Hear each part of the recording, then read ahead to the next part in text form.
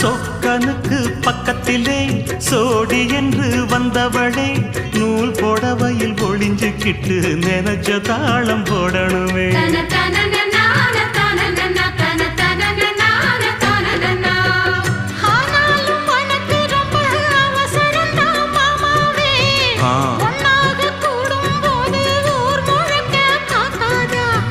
பார்த்தாலும் தவறு இல்ல பனியுறங்கும் ரோசாவே உன்னால சொத்த வச்ச மூக்குலதான் வைக்காதா.